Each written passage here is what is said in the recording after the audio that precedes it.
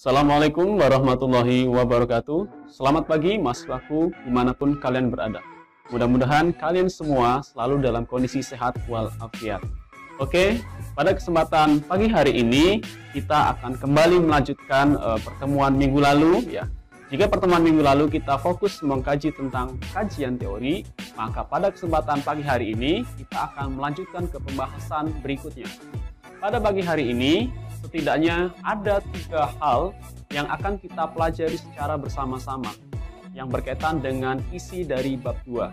Yang pertama, kita akan mengkaji tentang penelitian yang relevan, kemudian yang kedua, kita akan mengkaji tentang kerangka pikir, dan yang ketiga, kita akan mengkaji tentang hipotesis penelitian. Rekan-rekan yang berbahagia,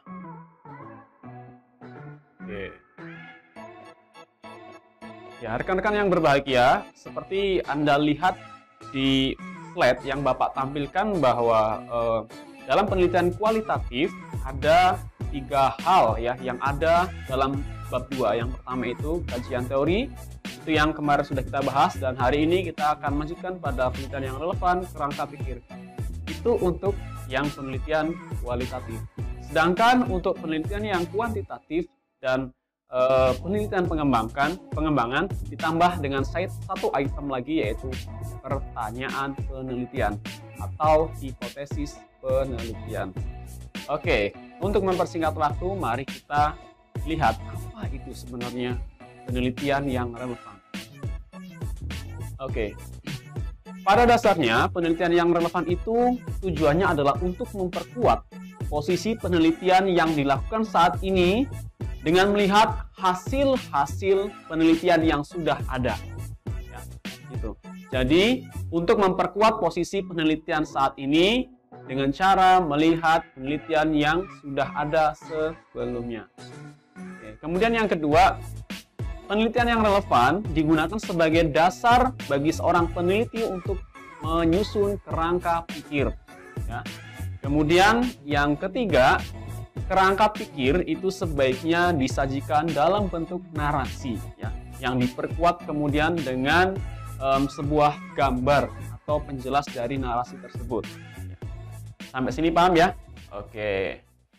Isi dari penelitian yang relevan, yang pertama yang harus kalian identifikasi adalah nama penulis dari artikel yang kalian gunakan sebagai acuan untuk melihat penelitian-penelitian terdahulu.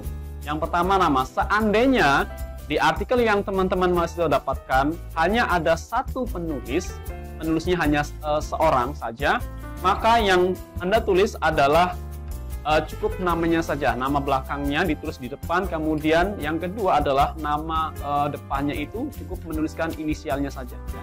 Contoh yang pertama ini adalah Suprapto, kemudian W atau Wasis ini cukup ditulis dengan inisial W saja. Itu kalau penulisnya satu orang.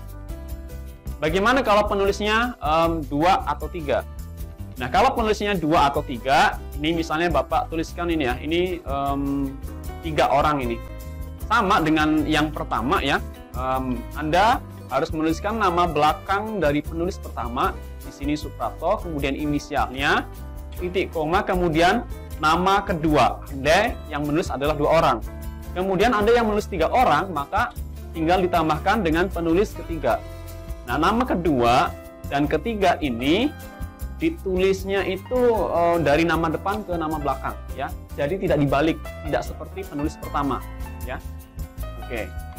Jadi kalau penulisnya cuma satu, ini maka nama belakangnya harus ditaruh di depan, sedangkan nama depannya itu cukup dituliskan inisialnya saja. Itu kalau satu.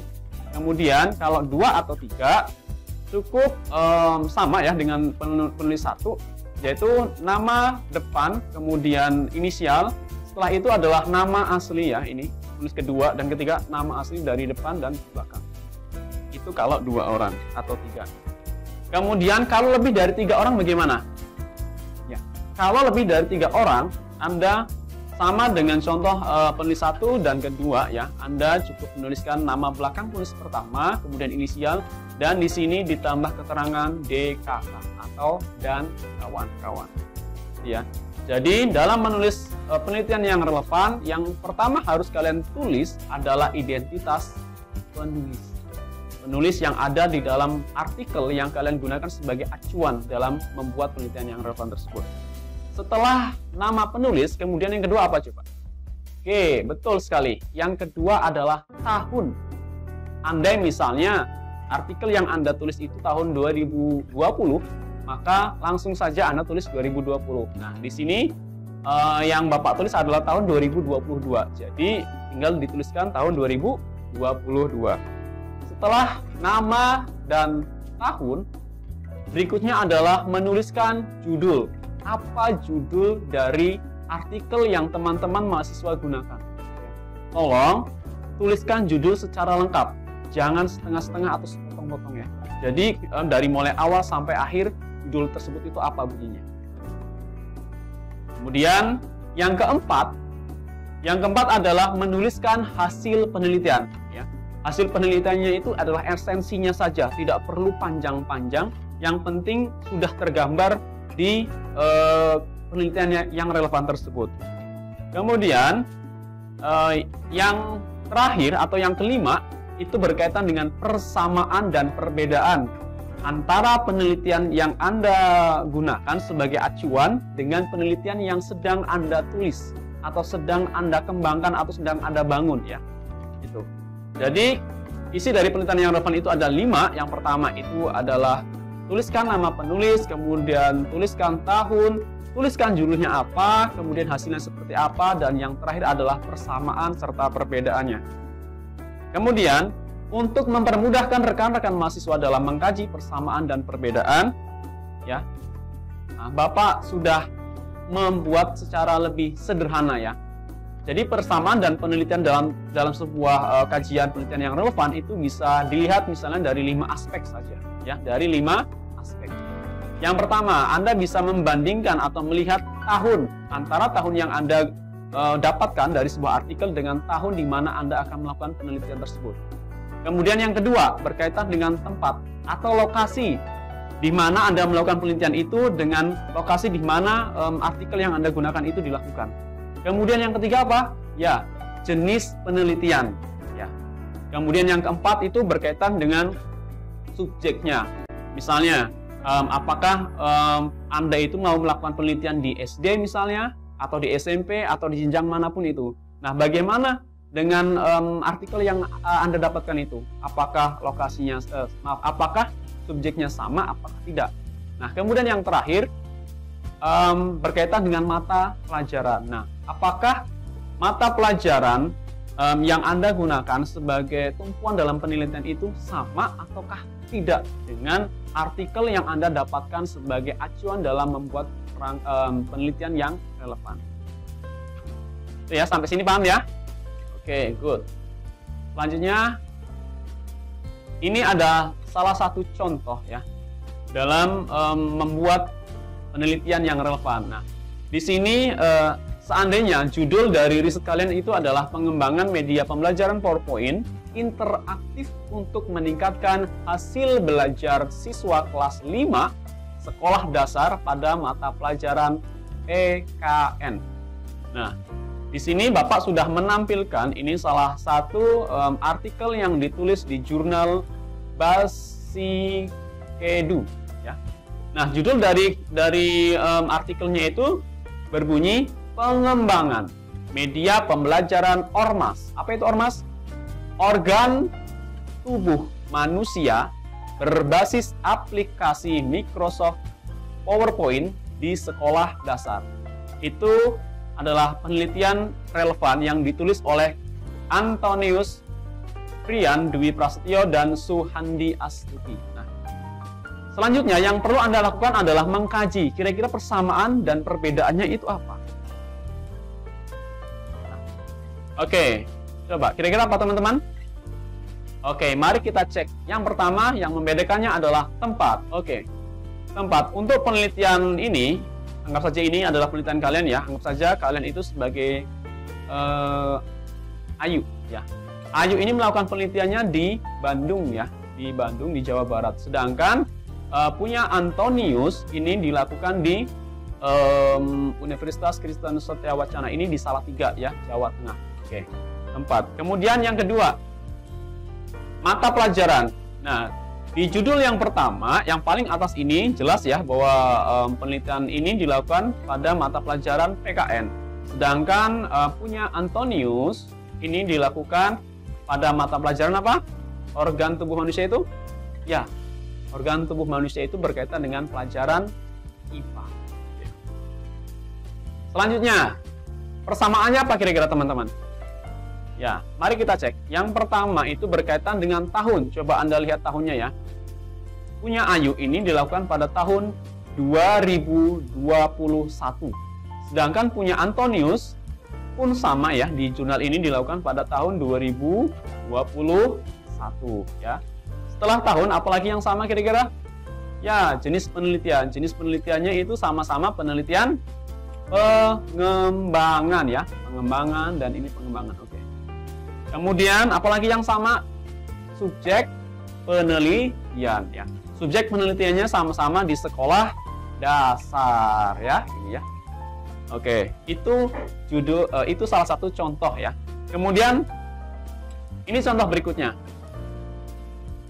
Ya. Jadi risetnya itu berkaitan dengan studi kasus learning loss pada siswa kelas 5 sekolah dasar akibat pembelajaran jarak jauh di masa pandemi COVID-19. Penelitian ini dilakukan oleh Anissa Nurul Fadilah pada tahun 2002 di kota Bandung ya. Itu dari Anissa. Kemudian tugas Anda adalah mencari penelitian yang mirip ya. Tidak harus sama plek, tapi kira-kira ya sama, setidaknya itu variabelnya itu sama. Ini Bapak dapatkan ya dari jurnal ilmiah ilmu pendidikan ya yang diterbitkan oleh Universitas Borneo Tarakan ya, yang ditulis oleh Desi Irsalina Safitri dengan judul Studi Kasus Kesulitan Belajar Membaca pada Siswa Sekolah Dasar Dampak Learning Loss. Oke.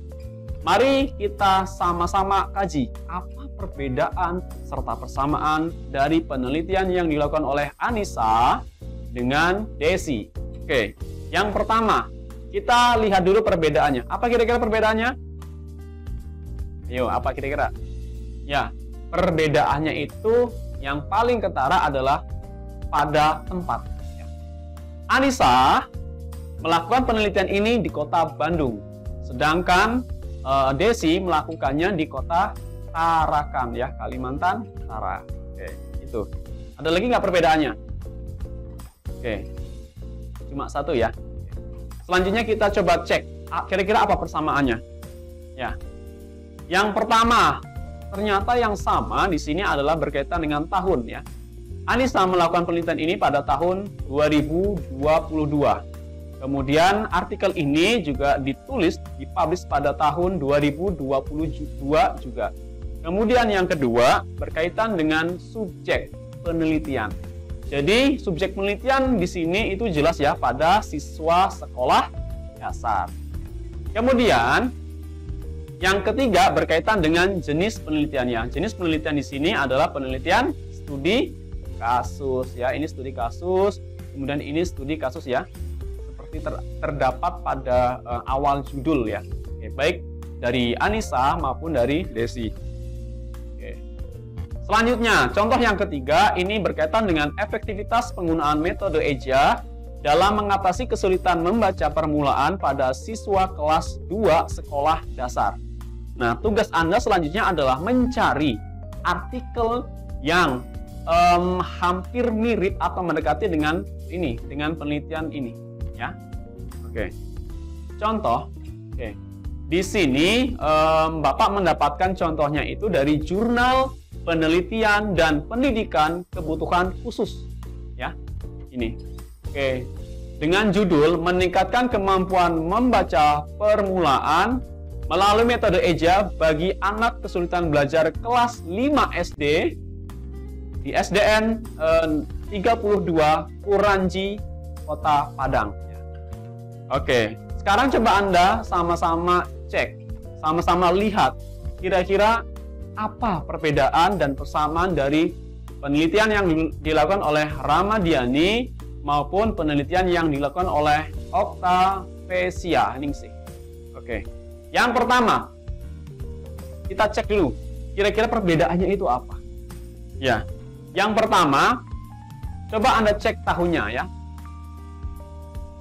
Ramadhani melakukan penelitian ini pada tahun 2022, masih sangat baru sekali ya, yang di tahun ini. Kemudian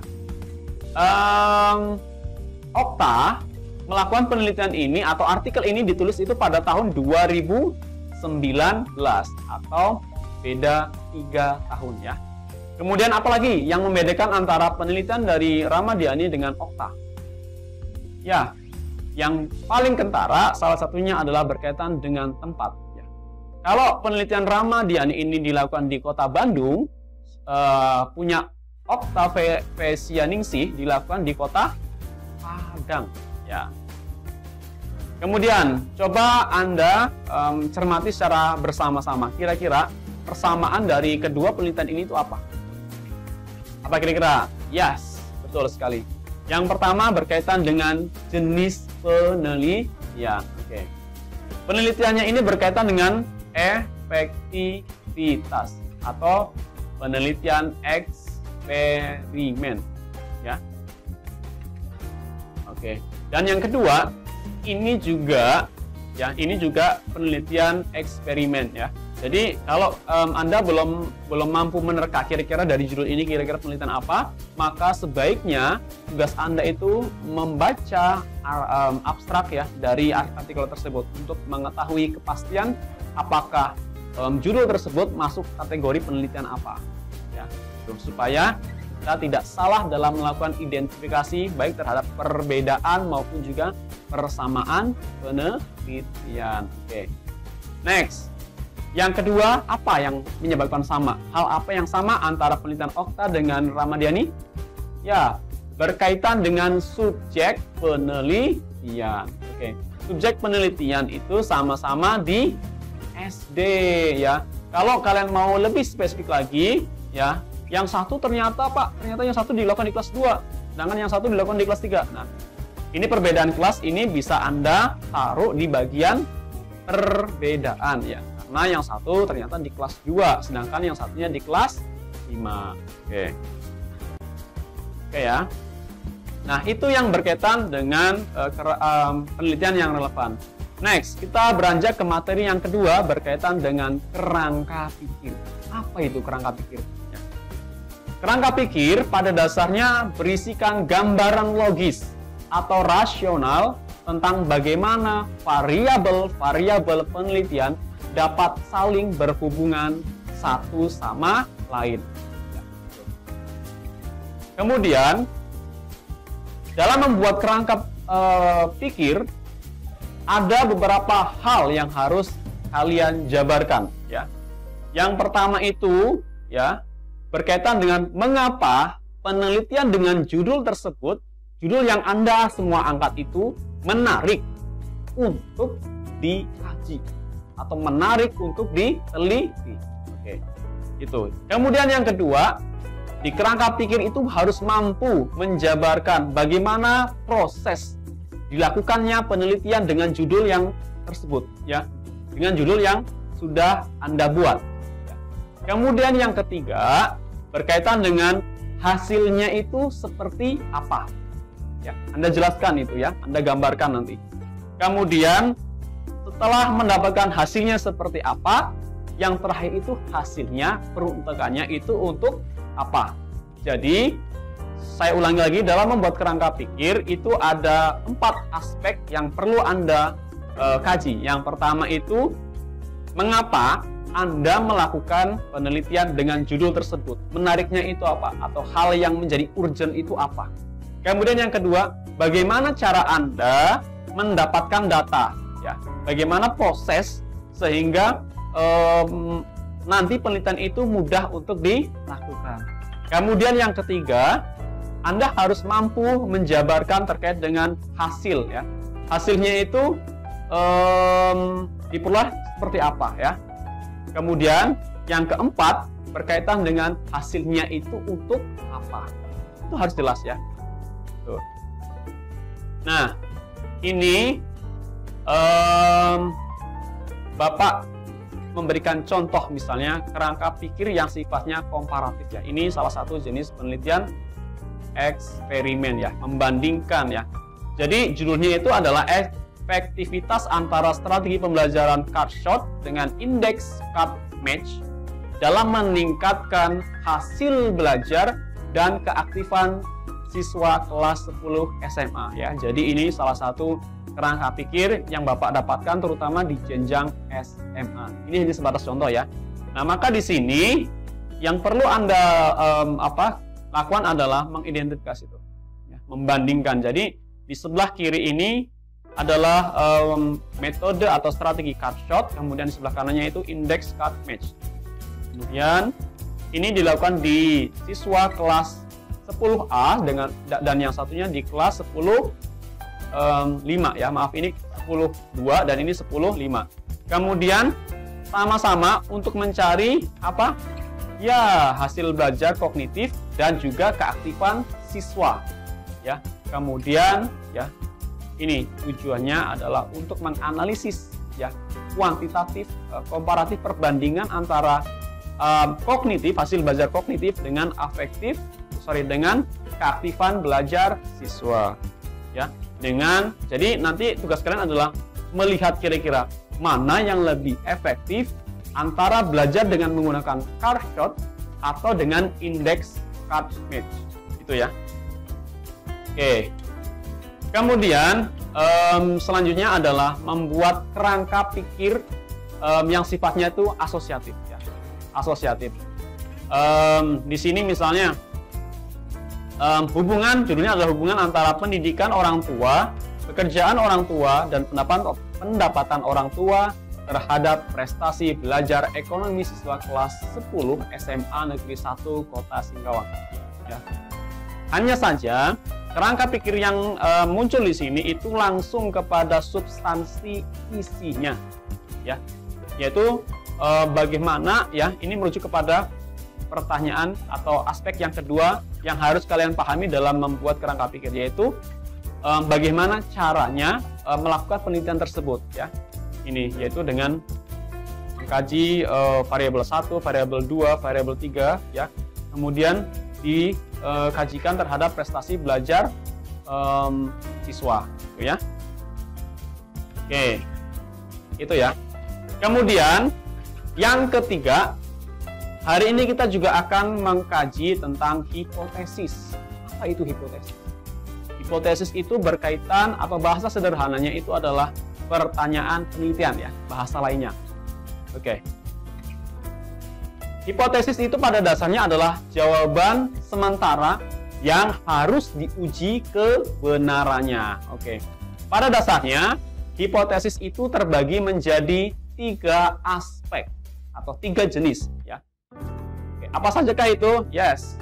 Yang pertama itu adalah hipotesis deskriptif, yaitu sifatnya hanya menggambarkan suatu fenomena atau untuk menjawab permasalahan yang sifatnya itu masih taksiran, ya. Itu.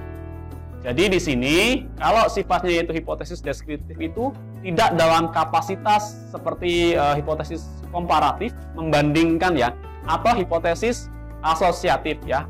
Itu. Jadi kalau deskriptif itu hanya sebatas menggambarkan. Kemudian yang kedua, kalau hipotesis komparatif ya, namanya saja komparatif. Jadi harus ada hal pembanding gitu ya.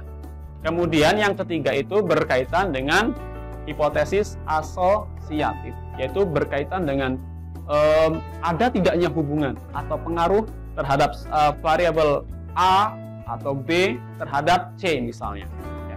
Nah, teman-teman mahasiswa yang berbahagia, untuk mempermudah bagaimana mempelajari hipotesis itu, mari kita lihat dari contoh berikut ya. Hipotesisnya adalah kuliah metodologi penelitian. Nah, dari kuliah metodologi penelitian ini coba kita kaji menjadi 3 jenis hipotesis. Yang pertama, hipotesis deskriptif ya. Nah, di sini Bapak menuliskan HO dan HA. Nah, sebelum melihat lebih jauh, Anda harus tahu dulu apa itu HO. HO itu adalah hipotesis nol. Ya. biasanya itu di sini berkaitan dengan tidak adanya pengaruh misalnya atau tidak adanya hubungan ya. Kemudian yang A itu adalah hipotesis alternatif ya. Oke, misalnya dari hipotesis umum ini, kuliah metodologi penelitian, hipotesis deskriptifnya itu kalau dibuat menjadi hipotesis HO ya atau hipotesis nol atau nihil, itu maka berbunyi kuliah metodologi penelitian tidak asik misalnya. Sedangkan kalau dibuat menjadi hipotesis alternatif, berbunyi kuliah metodologi penelitian asik misalnya. Atau bisa dirubah ya begitu ya kurang lebih ya. Itu. Kemudian yang kedua adalah hipotesis komparatif. Nah, dari hipotesis yang umum ini, kemudian hipotesis komparatif seperti apa? Ingat ya, harus ada pembanding. Ya. Misalnya, pembandingnya adalah ini, berbunyi gini. Tidak ada perbedaan motivasi belajar mahasiswa antara kuliah metodologi penelitian dengan statistik misalnya. Itu kalau hipotesisnya adalah hipotesis nihil. Kemudian kalau dibuat dalam bentuk hipotesis alternatif atau HA, maka berbunyi ada perbedaan motivasi belajar siswa antara kuliah metodologi dengan statistik. Ya. Itu kalau hipotesisnya adalah hipotesis komparatif. Lalu bagaimana kalau hipotesisnya itu adalah hipotesis asosiatif? Nah, kalau hipotesisnya asosiatif, maka HO-nya ini akan berbunyi mata kuliah metodologi penelitian tidak memiliki hubungan dengan mata kuliah statistik misalnya. Itu kalau HO atau hipotesis nihil. Sedangkan untuk hipotesis alternatif maka akan berbunyi mata kuliah metodologi penelitian memiliki hubungan dengan mata kuliah statistik ya. Oke, untuk mempermudah kalian dalam mengkaji tentang hipotesis ya. Jadi sedikit informasi bahwa dalam sebuah penelitian itu biasanya yang paling sering digunakan adalah hipotesis komparatif ya. Yang isinya adalah membandingkan ya. Ada tidak nih perbedaan antara misalnya menggunakan metode A dengan metode B terhadap hasil belajar misalnya. Nah, ini misalnya Bapak sudah mendapatkan artikel dengan judul Studi Komparatif Metode Pembelajaran Role Playing dan Demonstrasi terhadap Hasil Belajar IPS di Sekolah Dasar yang ditulis pada tahun 2021 di jurnal Basic Edu ya, yang ditulis oleh Dina dan kawan-kawan. Oke.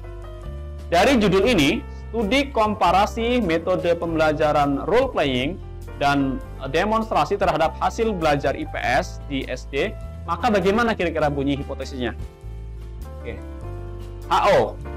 Maka bunyinya adalah tidak ada perbedaan yang signifikan antara metode X1 di sini adalah role playing dan X2 atau demonstrasi terhadap Y.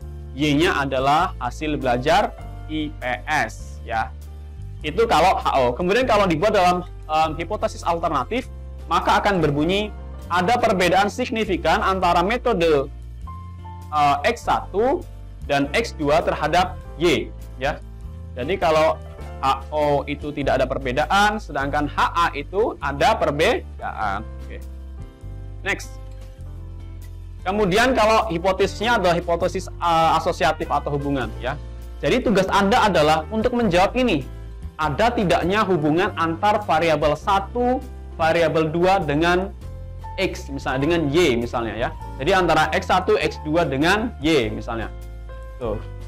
Nah, Bapak di sini sudah menemukan satu contoh misalnya dengan judul Analisis Hubungan Minat Belajar Terhadap Hasil Belajar Daring IPA kelas 3 SD ya.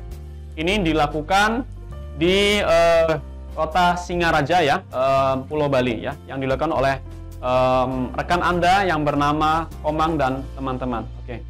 Ini saya dapatkan di jurnal Mimbar PGSD Universitas Pendidikan Ganesha ya. Kira-kira dari judul ini ya, analisis hubungan minat belajar terhadap hasil belajar daring IPA kelas 3 di sekolah dasar, hipotesinya berbunyi seperti apa? Oke. Kalau hipotesisnya adalah hipotesis nihil atau HO, itu maka bunyinya menjadi tidak ada hubungan ya.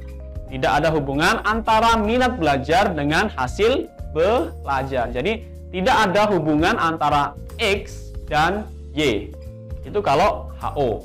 Kemudian kalau ditulis dalam hipotesis alternatif, maka bunyinya menjadi ada hubungan antara minat belajar dengan hasil belajar IPA. Oke. Sampai sini saya rasa kalian sudah paham ya. Oke. Kalau kalian sudah paham, maka tugas kalian selanjutnya untuk melengkapi bab 2 kalian adalah membuat kajian penelitian yang relevan, kemudian membuat kerangka pikir, dan yang terakhir membuat hipotesis penelitian. Oke. Khusus untuk hipotesis penelitian itu adalah bagi Anda yang jenis penelitiannya atau jenis skripsi yang Anda angkat itu berkaitan dengan penelitian kuantitatif dan juga penelitian pengembangan. Oke.